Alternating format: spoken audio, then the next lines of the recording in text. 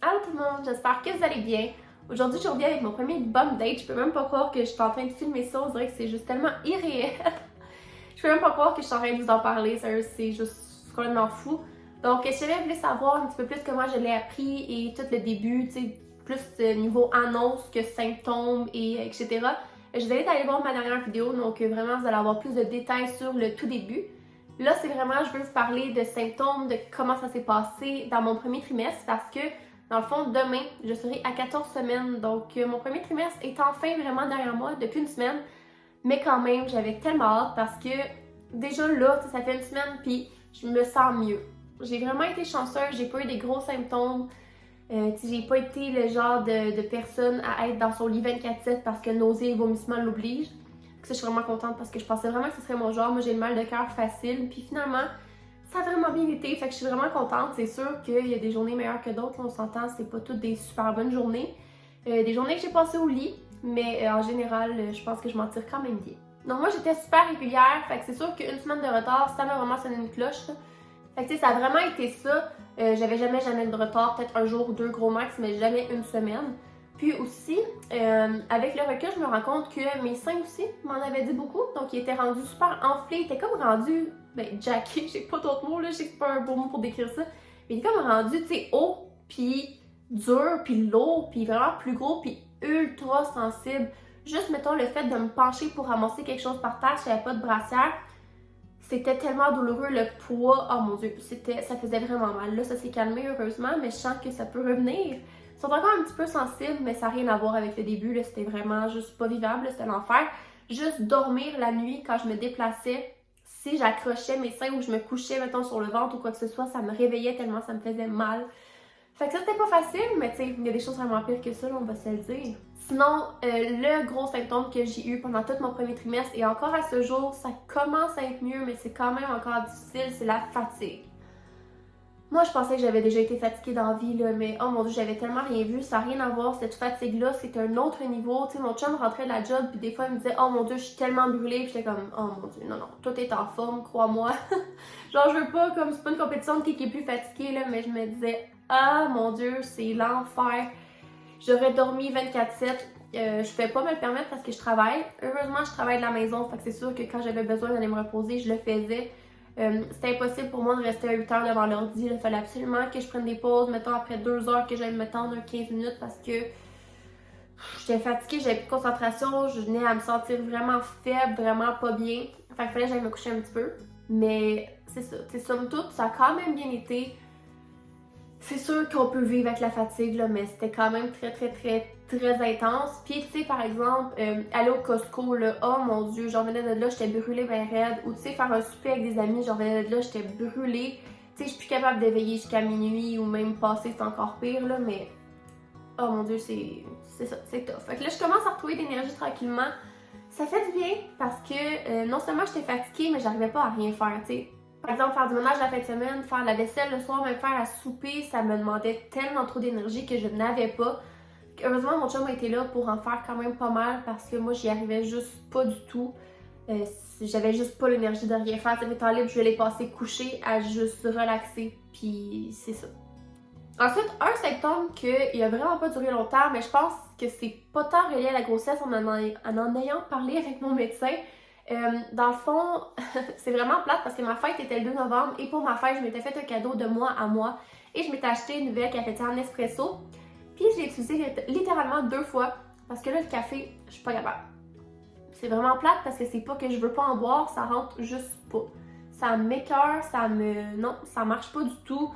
Moi qui aurais tellement espéré continuer à boire du café parce que j'étais fatiguée puis que ça m'aurait aidé. Tu sais, là, on est en vacances de Noël, puis genre, je bois pas de café le matin, là, ça me fait tellement bizarre, c'est tellement poche, mais c'est pas grave. Fait qu'en fait, j'ai arrêté le café un jeudi, et le jeudi soir, je me suis mis à avoir super mal à la tête. Puis à ce moment-là, j'avais pas encore vu mon médecin pour la première fois, je le voyais comme la semaine d'après.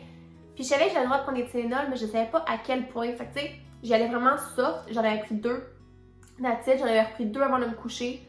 Puis that's it, j'osais pas comme en prendre plus. Puis finalement, mon mal de tête a duré plus de 48 heures. Mais le vendredi soir, j'ai jamais eu mal à la tête comme ça. C'était l'enfer. J'étais sur le divan là, Puis j'arrivais pas à rien faire, là, je peux tenir la tête, c'était juste l'enfer. J'avais peur que ce soit un symptôme qui allait durer. Puis finalement, en parlant avec mon médecin, moi j'ai vraiment pas une grande tolérance à la caféine. Tu sais, je bois un café puis c'est vraiment en masse. Si j'en bois deux, je shake, je file pas bien, j'ai des palpitations. Fait que mon médecin pense vraiment que j'ai fait un sevrage à la caféine. Et ça se pourrait parce que le samedi, j'ai eu un peu mal à la tête, puis après ça a passé. Puis tu sais, j'ai des maux de tête de temps en temps, on s'entend, ça arrive. Mais rien comme cette fois-là, c'était complètement fou. J'ai jamais eu mal à la tête comme ça. Puis c'est une drôle de coïncidence que ça arrive avec quand j'arrête le café, tu sais. Fait que je sais pas, mais c'est ça. Niveau nausée, je suis vraiment chanceuse parce que j'en ai pas. Je peux pas dire que j'en ai jamais eu, mais je peux pas dire non plus que j'en ai eu. Je sais pas comment expliquer ça, c'est vraiment bizarre. C'est un peu ça la grossesse, je trouve que tout est un peu weird dans mon corps, c'est vraiment spécial. Mais au début, surtout, mettons dans les premières semaines que je l'ai su, je disais à mon chum, je peux pas dire j'ai mal au cœur, mais je peux pas dire j'ai pas mal au cœur. C'est comme je me sentais un peu tout croche, un peu... Je sais pas comment expliquer ça, c'est vraiment spécial. Mais je peux pas dire que j'avais mal au cœur. C'est weird. Mais là, ça a comme passé. C'est sûr qu'il y a des journées que j'ai mal au cœur. Tu sais, quand j'ai vraiment faim, quand je suis vraiment fatiguée, là, oubliez ça, j'ai mal au cœur. Ça me pogne comme ça n'a pas d'allure. Mais quelque chose qui est vraiment bizarre, par exemple, j'ai beau ne pas avoir mal au cœur, j'ai tout le temps le cœur qui lève. Mais tout le temps. Le matin, mettons, des fois, je me lève de mon lit, j'ai le cœur qui lève pour absolument aucune raison. Tu sais, j'ai pas mal au cœur, mais ça lève tout seul. Souvent, ça arrive quand mon chum me parle de viande. Ah, la viande, de ça m'écoeure bien raide. Je suis pas capable d'en manger. Je suis capable de manger de la viande, disons, exemple, du poulet dans des croquettes. Mais mettons, un poulet, tu sais, comme j'aime vraiment le Saint-Hubert dans la vie, mais me commander une cuisse de poulet en ce moment, j'ai envie de vomir, je vais le dépenser. Puis pourtant, c'est pas que j'aime pas ça, là, c'est vraiment juste, je suis pas capable. L'autre jour, c'était commandé du foulam. Il y avait des côtes levées. L'odeur des côtes levées, ça m'a tellement levé le cœur. Je pense que c'est la chose qui m'écoeure le plus jusqu'à présent. La viande hachée aussi, j'ai vraiment de la misère. Fait que vous voyez que la viande, c'est vraiment pas... Mettons que j'en mange pas beaucoup de ce temps-là. Ça passe vraiment comme, mettons, si je fais un riz frit avec des petits bouts de poulet, ça va. Une poutine au poulet béni, ça va. Mais c'est pas mal ça. Fait que tu sais, j'ai le cœur qui lève, j'ai de la misère à manger, quoi que ce soit.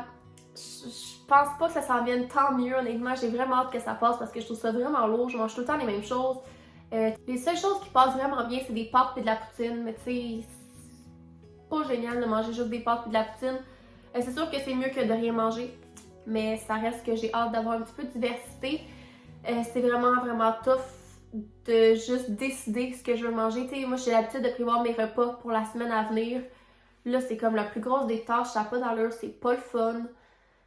Fait que j'ai hâte que ça passe parce que je trouve ça vraiment très lourd. Sinon, j'ai pas vraiment de craving encore. Je vous dirais que quand je crave quelque chose, c'est vraiment du salé. J'ai de la misère avec le sucré, ça me tombe sur le cœur vite. Tu sais, avant, je fais manger, mettons, je sais pas moi, quelques chocolats, mais là, après un, comme, je suis plus capable, c'est assez. Du jus aussi, je trouve ça trop sucré. Tu sais, c'est comme, j'ai vraiment de la misère, puis le pire, c'est que je suis vraiment une bébête à sucre. Fait que pour l'instant, c'est le salé. Parlez-moi de chips, de popcorn, ça m'intéresse. Donc, il y a deux choses que j'aime particulièrement manger ces temps-ci, c'est du melon d'eau. Et c'est vraiment plate de craver du melon d'eau au mois de décembre parce que c'est pas facile d'en trouver un bon qui goûte pas le cocombe. Et aussi, je sais pas si vous connaissez ça, je vais essayer de vous mettre une image. Tu sais, les petits craquelins fromage suisse, là? J'en ai en bas, puis là, je viens d'en parler, puis je pense que je vais aller m'en chercher parce que c'est tellement bon, je sais pas pourquoi. Je suis partie là-dessus bien raide.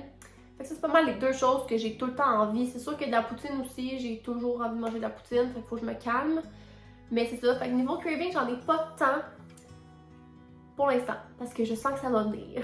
Il y a vers la semaine 10 environ que je me suis mis à me sentir vraiment faible, mais ça a été la semaine où est-ce que j'ai pris des prises de sang. Dans le fond, je vous ai expliqué dans ma dernière vidéo, mais j'ai fait le test Harmonie, je l'ai fait à double reprise. J'ai pris des prises de sang le vendredi, après ça j'ai eu mon bilan de premier trimestre le mardi et j'ai repris d'autres prises de sang pour mon test Harmonie le jeudi. Fait que je pense que ça a été vraiment trop de prises de sang d'un coup, en tout cas moi je trouve que c'est un drôle d'adon, sinon ça n'a peut-être même pas rapport. Mais je me sentais tellement faible, il y a eu 2-3 jours là, que j'avais de la misère, j'étais comme un peu étourdie, j'avais des vertiges et tout.